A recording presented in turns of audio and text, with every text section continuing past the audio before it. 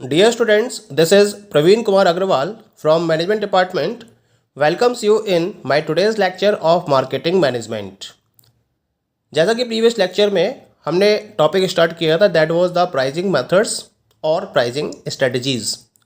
और इन मेथड्स में मैंने आपसे cost based methods, competition based methods, demand based methods और स्ट्रेटजी बेस्ड मेथड्स के अंडर में आने वाले डिफरेंट प्राइसिंग मेथड्स और स्ट्रेटजीज को डिस्कस किया था। आज के लेक्चर में हम डिस्कस करेंगे about the price level policy methods, जिसमें मैं ये तीन types meeting competitors price policy, below competitors price policy and above competitors price policy इनको डिस्कस करूंगा। और इसके साथ साथ हम दो और कैटेगरीज फ्लेक्सिबिलिटी बेस्ड मेथड्स और ज्योग्राफिकल कंडीशन बेस्ड मेथड्स को डिस्कस करेंगे। फ्लेक्सिबिलिटी बेस्ड मेथड्स में हम वन प्राइस पॉलिसी और फ्लेक्सिबल प्राइस पॉलिसी मेथड को डिस्कस करेंगे। और इसके साथ साथ ज्योग्राफिकल कंडीशन बेस्ड मेथड्स में uniform delivery price policy, zonal delivery price policy, basin point price policy और फ्राइट एब्जॉर्प्शन प्राइस पॉलिसी, इन पर्टिकुलर मेथड्स को डिस्कस करेंगे। Okay, under price level policy the very first method is meeting competition price policy.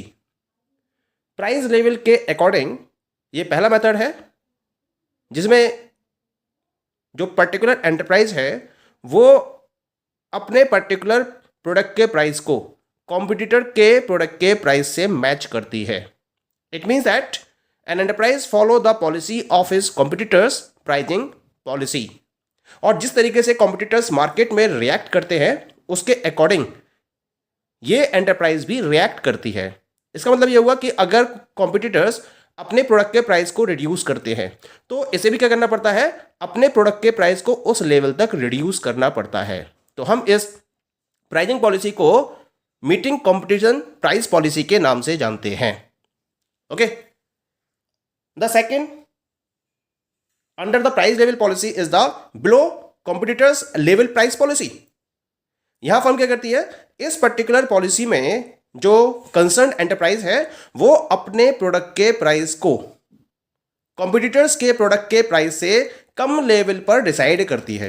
यानी कि जिस price पर competitors अपने product को cell कर रहे हैं उससे कम प्राइस पर ये एंटरप्राइज अपने प्रोडक्ट को सेल करती है। ये प्राइसिंग पॉलिसी कब फॉलो की जाती है, जब कोई भी नई एंटरप्राइज एक नए टाइप के प्रोडक्ट को मार्केट में लॉन्च करती है और मार्केट में अपनी प्रेजेंस को मेंटेन करने के लिए और अपने एग्जिस्टेंस को एंश्योर करने के लिए इसे क्या करना पड़ता है, कॉम्पिटिटर्स के प्राइस से कम प्राइस पर अपने प्रोडक्ट को सेल करना पड़ता है। तो whenever a new product is introduced by the enterprise in the market, then it is introduced with the lower priced level in comparison to the competitors। और जो प्रोडक्ट की इनिशियल स्टेज होती है उस स्टेज में फर्म क्या करती है, अपने प्रोडक्ट के प्राइस को कम लेवल पर फॉलो करती है।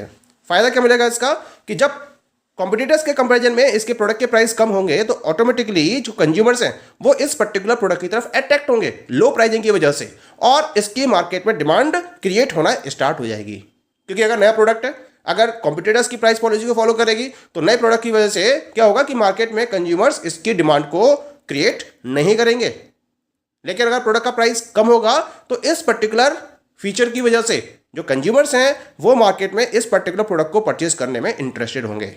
इसी वजह से एंटरप्राइज को नए प्रोडक्ट के रेफरेंस में इस पर्टिकुलर प्राइस पॉलिसी को अडॉप्ट करना पड़ता है। Clear?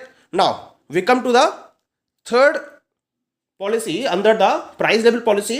This is the above competitors price level policy. यानी कि यहां क्या करती है, जो फर्म है वो अपने प्रोडक्ट के प्राइस को कॉम्पिटिटर्स के प्राइस से ज्यादा लेवल पर डिसाइड करती है। ये कब पॉसिबल है, ये पॉलिसी किसी भी एंटरप्राइज के द्वारा तब फॉलो की जा सकती है जब मार्केट में उसकी रेपुटेशन गुड लेवल पर होती है, बेटर लेवल पर होती है in comparison to the competitors. यानी कि जब कॉम्पिटिटर्स के कंपैरिजन में आपके कंपनी की और आपके प्रोडक्ट की गुडविल बेटर होती है तो उस केस में आप अपने प्रोडक्ट के प्राइस को कॉम्पिटिटर्स के प्रोडक्ट के प्राइस से ज्यादा लेवल पर डिसाइड कर सकते हो। और दूसरी कंडीशन होती है कि कस्टमर्स आपके लॉयल कस्टमर्स होने चाहिए। अगर लॉयल कस्टमर्स नहीं है तो कहीं ना कहीं प्रोडक्ट के प्राइस बढ़ाने की वजह से आपके प्रोडक्ट की सेल के डाउन होने के चांसेस बने रहेंगे। तो ये पॉलिसी आप तभी फॉलो कर सकते हो जब आप रेपुटेशन अच्छी रखते हो मार्केट के अंदर और उसके साथ साथ आपके कंज्यूमर्स आपके लॉयल कंज्यूमर्स हैं। इस पॉलिसी को वो फर्म भी अडॉप्ट करती हैं जो यूनिक फीचर के साथ में अपने प्रोडक्ट को मार्केट में अवेलेबल कराती हैं। एक ऐसा प्रोडक्ट जिसके अंदर जो फीचर्स अवेलेबल है वो किसी और पर्टिकुलर कॉम्पिटिटर के प्रोडक्ट में अवेलेबल नहीं है, तो भी ये फर्म क्या कर सकती है, उस यूनिक फीचर के बेसिस पर कंज्यूमर से प्रोडक्ट के लिए हायर प्राइजेस चार्ज कर सकती है। तो हम इस पॉलिसी को above competitors level price policy के नाम से जानते हैं। ओके, तो ये तो बात हो गई according to the price level policy. अब हम बात करते हैं फ्लेक्सिबिलिटी बेस्ड मेथड्स की। फ्लेक्सिबिलिटी बेस्ड मेथड के अकॉर्डिंग हमने इसको दो पार्ट में डिवाइड करा है। पहली है इसके अंदर that is known as the one price policy and second one है इसके अंदर फ्लेक्सिबल प्राइस पॉलिसी।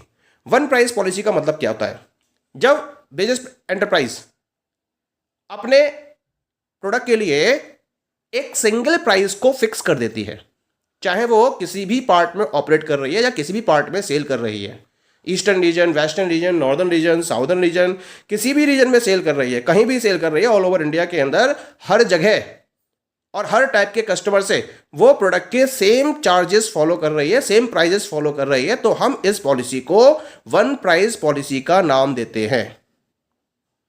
इसका सबसे बड़ा फायदा क्या है कि जब कंपनी अपने प्रोडक्ट को प्रॉपर्ली एडवर्टाइज करती है, इसका प्रमोशन करती है, तो अपने प्रोडक्ट के प्राइस को इसमें मेंशन कर सकती है। ये इसका सबसे बड़ा एडवांटेज रहता है वन प्राइस पॉलिसी का। और इसके साथ साथ मार्केट में ये अपनी रेपुटेशन को भी स्ट्रॉन्ग लेवल तक मेंटेन करने में सक्सेसफुल होती है, क्योंकि ये क्या कर रही है, ऑल ओवर पार्ट में ये जहां जहां ये अपने प्रोडक्ट को डिस्ट्रीब्यूट कर रही है, हर जगह वो एक ही प्राइस को या यूनिफॉर्म प्राइस को चार्ज करती है। सेकेंड कैटेगरी है इसके अंदर that is the flexible price policy. Flexible का मतलब क्या होगा, different prices are charged from different consumers in exchange of the one product. जब अलग अलग कंज्यूमर से, अलग अलग क्लास ऑफ कंज्यूमर से सेम प्रोडक्ट के डिफरेंट प्राइजेस चार्ज किए जाते हैं, तो हम इस पर्टिकुलर पॉलिसी को फ्लेक्सिबल प्राइस पॉलिसी की कैटेगरी में रखते हैं। One product, different consumers, different prices, it means the enterprise is adopting the flexible price policy. Okay, now the last category is geographical conditions based methods। यानी कि क्योंकि जो different अगर enterprise की बात करें तो जो उसका प्रोडक्शन हाउस होता है वो एक पर्टिकुलर प्लेस पर अवेलेबल होता है, लेकिन इसे इस पर्टिकुलर गुड को डिफरेंट कंज्यूमर पॉइंट्स तक अवेलेबल कराना होता है। और जब डिफरेंट कंज्यूमर पॉइंट्स तक अवेलेबल कराएगी तो उसको अलग अलग पॉइंट्स पर अलग अलग ट्रांसपोर्टेशन और वेयर हाउसिंग कॉस्ट को वेयर आउट करना होता है। तो जब ट्रांसपोर्टेशन और वेयर हाउसिंग कॉस्ट इन्वॉल्व हो जाती है तो उस रेफरेंस में प्रोडक्ट के प्राइजेस में वेरिएशन आ जाता है। इस वेरिएशन के अकॉर्डिंग यहां मैंने 4 टाइप्स को डिस्कस किया है। पहला टाइप है इसके अंदर that is known as the uniform delivery price policy. क्या मतलब है, यूनिफॉर्म का मतलब सिंगल प्राइजेस, भले ही उसकी लोकेशन एक पर्टिकुलर पॉइंट पर है और वो प्रोडक्ट को अलग अलग प्लेसेस पर अवेलेबल करा रही है, लेकिन उसके बावजूद भी ये फर्म क्या करती है, ट्रांसपोर्टेशन कॉस्ट को इग्नोर करते हुए हर पर्टिकुलर बायर्स प्लेस पर सेम प्राइस में प्रोडक्ट को अवेलेबल कराती है। It means a product is sold at all the places at our uniform price. No difference is made in the price on the basis of geographical conditions. Geographical conditions को इसमें ignore कर दिया जाता है इस type की price policy में, और ज्योग्राफिकल कंडीशन को ध्यान में रखते हुए प्राइसिंग पॉलिसी को डिटरमाइन नहीं किया जाता है, बल्कि एक यूनिफॉर्म प्राइस डिसाइड कर दिया जाता है। सबसे बड़ा एडवांटेज, जैसा कि वन प्राइस पॉलिसी थी, वही advantage uniform delivery price policy में मिलता है कि जब ऑर्गेनाइजेशन अपने प्रोडक्ट को प्रॉपर्ली एडवर्टाइज करती है, उसको प्रमोट करती है, तो उस केस में कंपनी क्या कर सकती है, अपने प्रोडक्ट के प्राइस को अपने एडवर्टाइजमेंट के मैसेज में अनाउंस कर सकती है कि इस पर्टिकुलर प्राइस पर वो अपने प्रोडक्ट को सेल कर रही है, क्योंकि कोई भी डिफरेंशिएशन नहीं है उसके प्रोडक्ट के प्राइस में, वो एक ही प्राइस पर अपने प्रोडक्ट को सेल करती है और इसमें वो ट्रांसपोर्टेशन या फिर जो भी उसकी वेयर हाउसिंग कॉस्ट है इसको वो इग्नोर करते हुए चलती है। तो हम इस टाइप की पॉलिसी को यूनिफॉर्म डिलीवरी प्राइस पॉलिसी के नाम से जानते हैं। Point is clear. अब हम बात करते हैं सेकेंड टाइप की। Second one is the zonal delivery pricing policy. Zonal का मतलब क्या होगा, जब ऑर्गेनाइजेशन इस टाइप की पॉलिसी को अडॉप्ट करती है तो उससे पहले वो कंप्लीट मार्केट को डिफरेंट जोन्स में डिवाइड कर देती है। जैसे मान लीजिए मैं इंडिया की बात करूं तो इंडिया को एक एंटरप्राइज अगर इंडिया लेवल पर वो ऑपरेट कर रही है या नेशनल लेवल पर ऑपरेट कर रही है तो क्या करेगी, वो इंडिया को डिफरेंट जोन्स में डिवाइड कर देगी। Eastern zones, western zone, northern zone, southern zone और सेंट्रल जोन। इस तरह से इसने क्या करा, इन 5 जोन्स में डिवाइड कर दिया।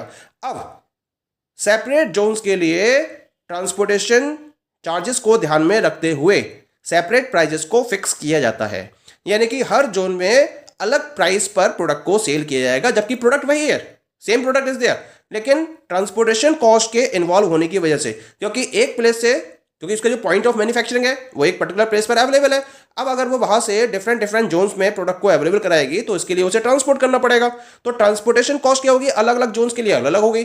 तो उस ट्रांसपोर्टेशन कॉस्ट को ध्यान में रखते हुए वो क्या करेगी, अलग अलग जोन्स में प्रोडक्ट के प्राइस को सेपरेटली डिसाइड करेगी, सेपरेट प्राइस डिसाइड करेगी। तो हम इस टाइप की पॉलिसी को जोनल डिलीवरी प्राइसिंग पॉलिसी का नाम देते हैं। पॉइंट क्लियर हो गया। अब हम बात करते हैं अबाउट द नेक्स्ट मेथड की। 4th मेथड है ज्योग्राफिकल कंडीशन बेस्ड मेथड्स में, और इसका नाम है basin point pricing policy. Basin point का मतलब क्या है ना, एक बेस पॉइंट बना लिया जाता है और उस बेस पॉइंट को ध्यान में रखते हुए प्राइजेस को डिसाइड किया जाता है, और इसके लिए एक फॉर्मूला अडॉप्ट किया जाता है। The price of the product is decided by adding 2 particular variables. The first one is the price at the place of production, यानी कि जहां कंपनी अपने प्रोडक्ट को प्रोड्यूस कर रही है वहां उसने क्या प्राइस डिसाइड किया है प्रोडक्ट का, उसमें वो ट्रांसपोर्टेशन एक्सपेंसेस को ऐड करती है। और ये ट्रांसपोर्टेशन एक्सपेंसेस किस तरह से होते हैं, from the place of production to the place of buyers, जहां से या जो पॉइंट ऑफ प्रोडक्शन है और जो पॉइंट ऑफ बायर्स है, पॉइंट ऑफ प्रोडक्शन से पॉइंट ऑफ बायर्स तक जो ट्रांसपोर्टेशन एक्सपेंसेस कंपनी बियर करती है, उन ट्रांसपोर्टेशन एक्सपेंसेस को कंपनी प्लेस ऑफ प्रोडक्शन पर जो प्राइस डिसाइड किया है प्रोडक्ट का उसमें ऐड कर लेती है, और उस पर्टिकुलर प्लेस के अकॉर्डिंग प्रोडक्ट के प्राइस को डिसाइड करती है। इसी वजह से इसको हम बेसिंग पॉइंट प्राइसिंग पॉलिसी का नाम देते हैं। पॉइंट क्लियर हो गया, ठीक है। अब हम बात करते हैं about the last one, and the last one is the freight absorption pricing policy. Absorption का नाम क्यों दिया गया है, क्योंकि इसमें से कुछ पार्ट, जो ट्रांसपोर्टेशन की बात कर रहे हैं हम अभी तक, ट्रांसपोर्टेशन का कुछ पार्ट बायर्स के द्वारा फेस किया जाता है, बॉर्न किया जाता है, और कुछ पार्ट इसका सेलर्स के द्वारा बॉर्न किया जाता है। It means that a certain part of transportation expenses from the place of production to the place of buyer is borne by the seller and remaining part is borne by the buyer. यानी कि total जो transportation expenses company को अकर करने पड़ रहे हैं product को available कराने के लिए from the point of production to the point of buyers, तो उन ट्रांसपोर्टेशन एक्सपेंसेस को ये 2 पार्ट में डिवाइड कर देती है। उसमें से एक पर्टिकुलर पार्ट तो सेलर खुद बियर करता है, और जो बाकी का बचा हुआ पार्ट है उसे बायर को बियर करना पड़ता है। इसी वजह से हम इसको फ्राइट एब्जॉर्प्शन प्राइसिंग पॉलिसी का नाम दे रहे हैं, क्योंकि कुछ फ्राइट सेलर के द्वारा खुद ही एब्जॉर्ब कर लिया जाता है। Okay, so this is how we can decide the price of a particular product in the market. Okay, thank you.